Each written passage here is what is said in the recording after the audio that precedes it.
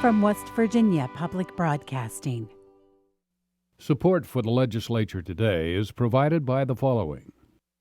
AARP West Virginia, your ally for real possibilities in the Mountain State. Online at aarp.org/WV. The West Virginia Higher Education Policy Commission, working to double the degrees produced annually in our state by 2025. Through increased opportunities for West Virginians to earn the credentials today's economy demands. The High Technology Foundation, building a stronger West Virginia. Online at wvhtf.org. At the Legislature today, lawmakers vote to override yet another of Governor Tomlin's vetoes, this time of a bill deemed unconstitutional in 2 other states. In the House, a bill is progressing to allow alcohol sales on Sunday mornings, and we speak with Senate President Bill Cole, who discusses the controversy over some gubernatorial appointments and the challenge of balancing the 2017 budget. That conversation and more coming up on the Legislature today.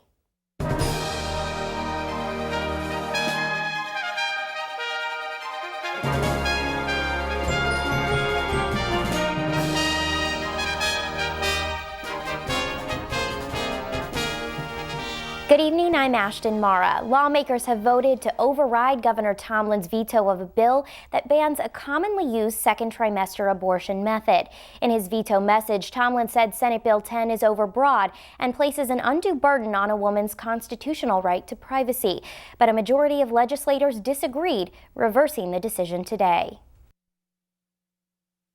Dear President Cole, pursuant to the provisions of Section 14, Article 7 of the Constitution of West Virginia, I hereby disapprove and return the enrolled committee substitute for Senate Bill 10. Senators first took up the veto message from Governor Tomlin. Senate Bill 10 bans dilation and evacuation abortions except in cases of medical emergency. The bill permits those abortions, however, if the physician performs a procedure to stop the fetus's heart before performing the method. Senate Health Chair Ryan Ferns defended the bill on the floor. What we're talking about here is rolling the dice on whether or not that unborn child can feel the procedure, ripping them apart piece by piece. The bill does not contain any civil or criminal penalties for doctors who perform the abortions illegally, but those physicians could lose their medical licenses. Those opposed to the measure argue the bill interferes with the doctor-patient relationship and takes away what is considered the safest option for the mother. Senate Minority Leader Jeff Kessler voted in favor of the bill in 2 previous votes the Senate has taken on the measure, but says after doing some research, his mind was changed. I just stand here today and tell you that under those 3 guiding principles of while it's legal, it should be rare and should be safe. I am extremely concerned that by passage of this bill, that we will be ignoring the safe principle and secondly, making illegal the safest method known by medical science. For that, Mr. President, I cannot push the green button on this bill and this override, and I would urge others to do the same. The majority of senators, however, disagreed, and the Senate voted 25-9 to override the governor's veto. Members of the House took up the veto message later Thursday, also voting to reverse Tomlin's decision 85-15 without debate. With the votes from both chambers, the bill will become law in early June. Similar laws approved in Kansas and Oklahoma have been found unconstitutional. Senators have delayed their consideration of more than 450 nominees to various state boards after a political tiff in the chamber's confirmations committee yesterday. GOP members of the committee voted to remove 7 names from the list of appointees entered by Governor Tomlin, most of which had ties to the Democratic Party and Labor. Confirmations Chair Senator Donna Boley said the decision was a, quote, political thing, something Senate Minority Leader Jeff Kessler loudly protested. Kessler had said Wednesday evening he would consider having all of the bills on the calendar today read in their entirety, including the 194-page Senate budget. Things were more civil, however, in the Senate today, at least when it came to confirmations, as Kessler and Senate Majority Leader Mitch Carmichael exchanged short speeches on the floor. I must feel compelled to at least indicate that yesterday the series of events that occurred were unfortunate, obviously in confirmations. You know, they appeared to be rare and unprecedented. And quite frankly, it was appeared the way things occurred, and some of us wish sometimes you can roll back the clock, but I think it was beneath the dignity of the Senate and some of the things that occurred yesterday and made us appear in many instances, petty and small. The people expect us to behave, Mr. President, all of us like statesmen, not like partisan politicians. And it is my hope and expectation over the next 2 days that we'll behave like such and lead by example from this chamber, Mr. President, as we tackle the very difficult problems that we have facing our state. Thank you, Mr. President. I also want to commend the manner in which the minority leader and others have dealt with circumstances that sometimes honestly do kind of get out of control.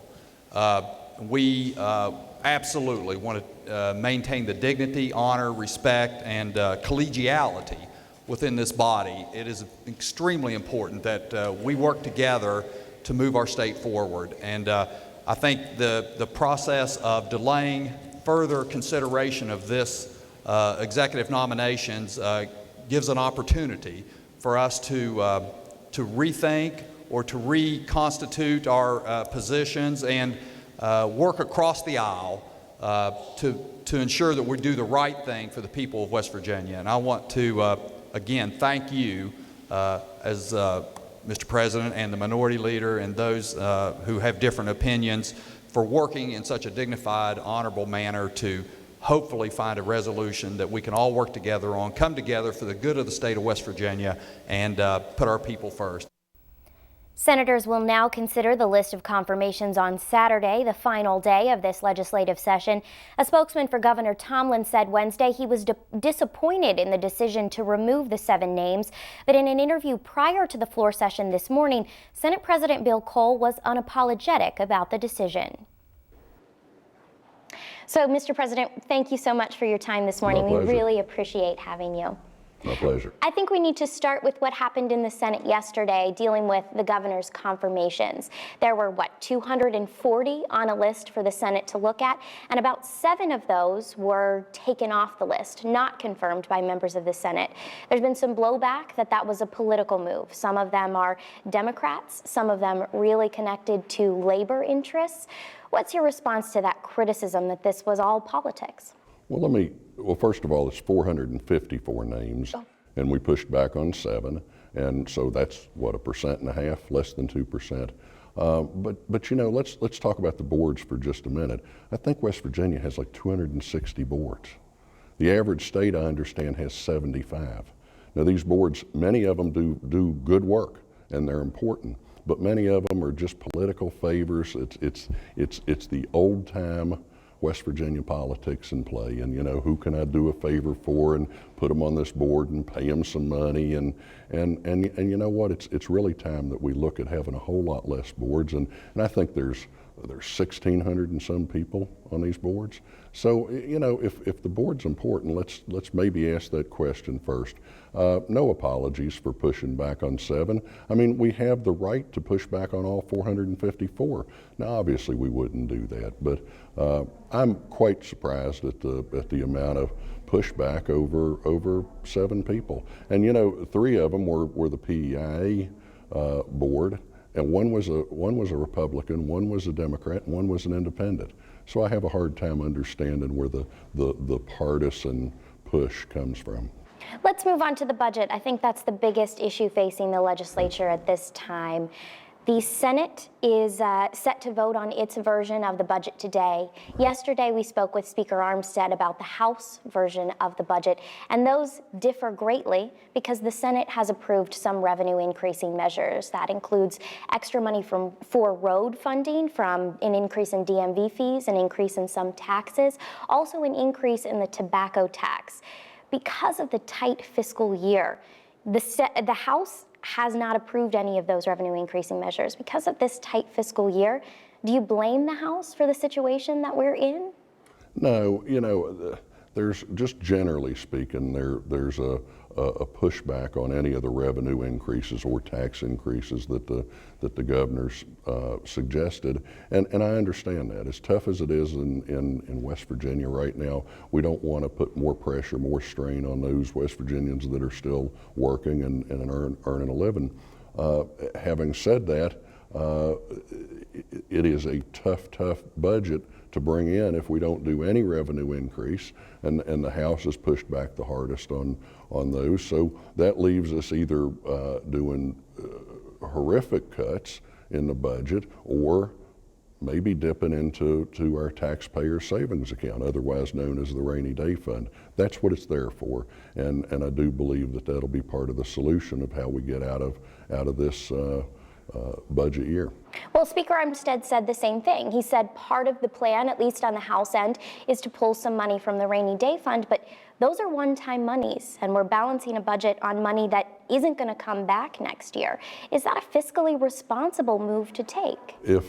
Let me put it this way: if you lost your job, or were temporarily laid off, and all of a sudden you're facing financial strain, you still have a car payment, you still have a rent or a mortgage payment. If you've been smart enough to have a savings account, that's what the savings account's for. Now, it doesn't mean you're not out looking for a job and looking to fix what's wrong, and we need to do that in the state. You know, frankly, what needs to happen, unfortunately, as we look at the budget, the legislature can cut the budget, can cut state government, but they can't cut it surgically. They cut it with a machete. We can't reach in and say, is that department really necessary, or is that subdivision really necessary? That's something that has to come out of the governor's office. The governor, the executive branch, is the one that can take a scalpel and reform and reshape state government, and I think that's a lot of what needs to happen. Now, obviously, we need to work hard at selling our way into prosperity and bringing those jobs that'll put West Virginia back on the right track. I think legislatively, that's what we've worked at for 2 years now, trying to clear the path for that in our legal reforms and our regulatory reforms. So you and the Speaker put together a special commission over the interim session last year to focus on tax reform. Not a lot of the things that the Tax Reform Commission the special commission focused on came into being during this session. But do you anticipate that's something that will continue? Well, our timing was terrible. We had no idea when we were studying our tax code last summer that in the fall the governor was going to call us and say we're $250 million short on our budget, and then later at the end of the year say no, we're $353 million short on the budget. Who knows where we'll end up? But we can't. Tax reform's not going to come when we're in the middle of a budget crisis. There has to be some cushion. When you make changes, substantive changes in the tax code, you have to be ready for some unintended consequences. And we certainly don't want to run down the road like Kansas did and all of a sudden find themselves in dire straits having to raise taxes and right on the heels of their tax reform. This afternoon, the Senate will vote on a bill to repeal the Common Core-based education standards in West Virginia. That's something that you all looked at last year, and it's kind of taken a similar path this year. The House voted to repeal. The Senate's bill looks more like a study, more like a review to suggest changes that the State Board of Education could possibly make to improve those standards. Do you think the Senate is on the right track with that change? Well, first of all, Common Core has already been repealed by the Board of Education. They voted to do away with Common Core. The one overarching thing to me is the fact that we're still at 48th place student achievement. So those that want to hold on to the status quo and keep doing it the same way because it's working so well, I don't get that. We're sending kids to college that have to take remedial math and English before they can even start their real college studies. So we obviously have some things broken in our education system. We need to work to fix them. I think as far as this bill goes, the one thing that I certainly want to see come out of it is to do away with the smarter balance testing.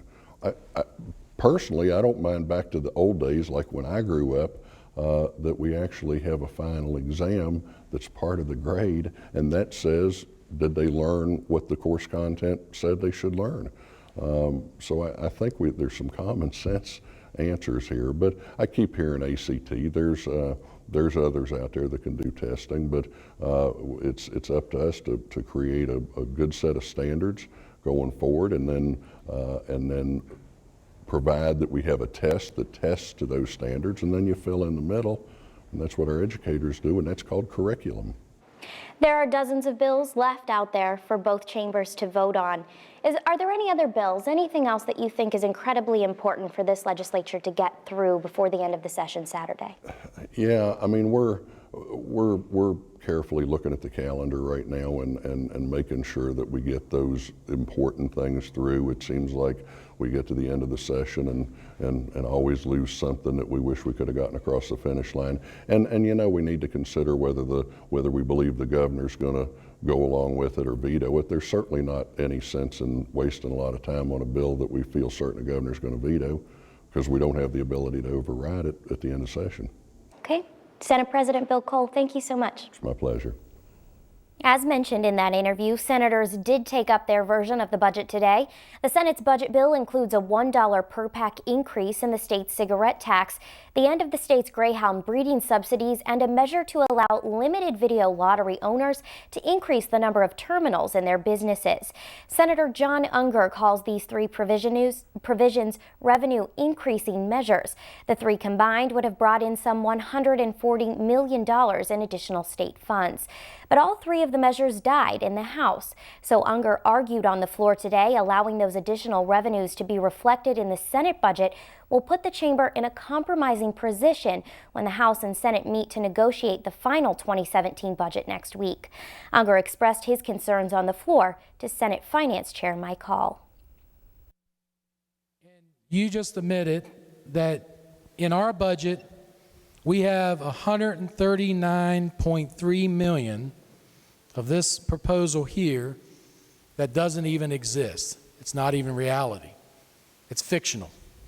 We know that. So all of a sudden, how are we going to hold our position on these proposal when this proposal, a portion of this and a vast portion of this of $139.3 million is fictional? Because even if there's no way of doing it. Well, let me answer that question, because it sounds bad to the public that we would put a document out here that was fictional. So let me explain to the public so they'll know that we were irresponsible in doing this. When you do a budget, and you know, because you've been on finance and you've been in the leadership here before, and you're dealing with your analysts, that you have to pick a date certain where you're going to do your budget. You have to stop. Michael says, I've got to know where I can start doing the budget. You can't wait till day 60 at 11:59 before the clock clicks to know everything that's happening. Now, my hope was, maybe even my prayer was, and maybe it was unanswered, Senator, that the House might generate some revenue. I guess I don't have enough faith or something. But so they didn't. But it's legitimate for us not to create a fictional document, I would say, but a document based upon our actions. Senators voted 29-5 to approve their budget bill. It now heads to the House of Delegates. Senators also voted on and approved a bill to repeal the state's Common Core education standards. But as the Senate Education Committee's chair explained on the chamber floor today, the short title of the bill does not accurately reflect its purpose. Common Core was repealed by the State Board of Education in December and was replaced with the West Virginia College and Career Ready standards. As approved in the House, the bill included the creation of a commission to review those standards, but today, senators amended the commission's makeup. It would include West Virginia teachers, principals, and representatives of college math, English, and engineering departments who will recommend revisions. The State Board of Education, however, is not required to adopt the revised standards. The latest version of the bill does require the State Board to repeal the Smarter Balance assessment and adopt a new standardized test for the state. The bill limits the grades that can be submitted to testing, but removes a House provision provision to allow students to opt out or refuse to test. Senators voted 22-12 in favor of the amended bill. It will return to the House of Delegates so members can consider the Senate amendments.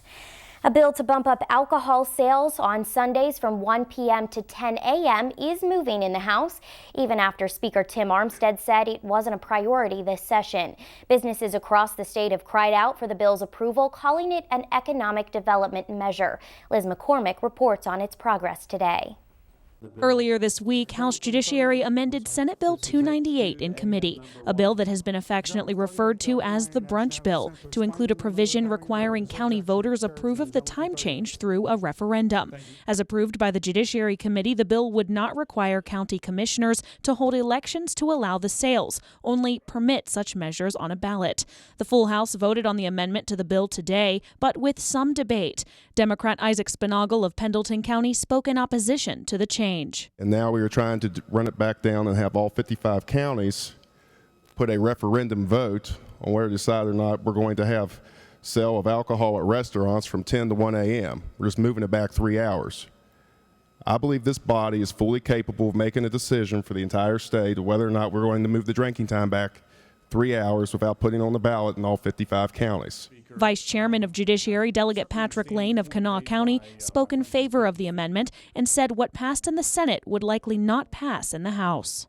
I certainly understand the point made by my friend from the 55th. However, I would suggest that regardless of the form that the bill was in when it passed the Senate, I would suggest to you that if you are interested in having a brunch bill, that this is the form that ought to be adopted, because I would suggest that while it may have been unanimous or close to it in the Senate, it would be very far from unanimous or close to it in the House, and would likely die tomorrow.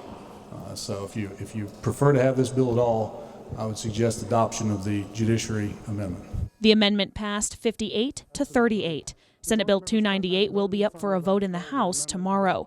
The county referendum was not a part of the bill as approved in the Senate, so if approved in the House, it will also have to return to the Senate for further consideration. The bill's lead sponsor, Senator Chris Walters, has said he would prefer the bill allowed counties to opt out of the Sunday morning sales, but there is no official word from Senate leadership that the change will be considered. For the Legislature Today, I'm Liz McCormick in the House.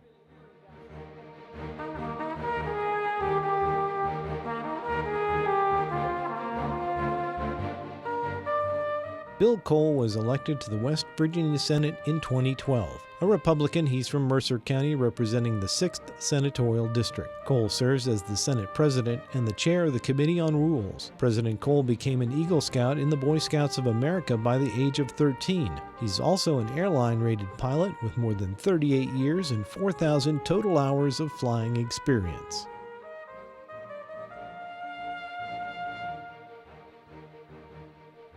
Tim Armstead is the Speaker of the House of Delegates, taking over the post in 2015. A Republican, he's from Kanawha County and represents the 40th House District. He was appointed to his seat in 1998 and has won re-election to the chamber since. Speaker Armstead previously served as the minority leader for 8 legislative sessions. Lawmakers are inching closer to their final deadline this legislative session, and you can watch all of the action as it happens live. Tune in to the West Virginia channel both tomorrow and Saturday morning at 11 for the House and Senate floor sessions. You can also stream them live and keep up with the latest legislative news on our website, wvpublic.org. This has been the Legislature Today. I'm Ashton Mara. Thanks for joining us.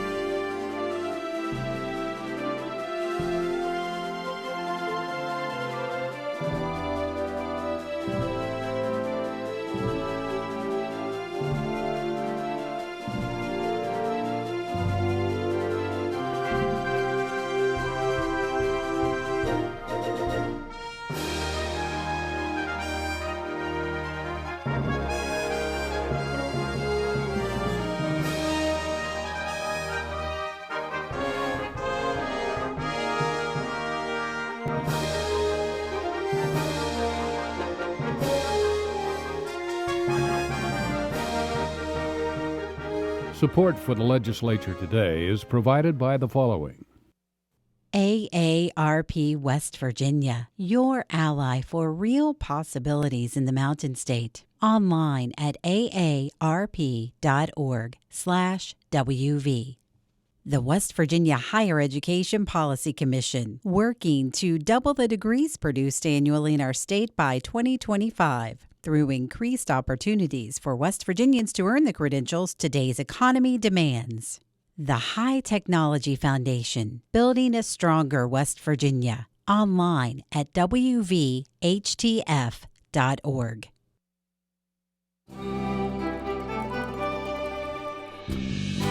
From West Virginia Public Broadcasting,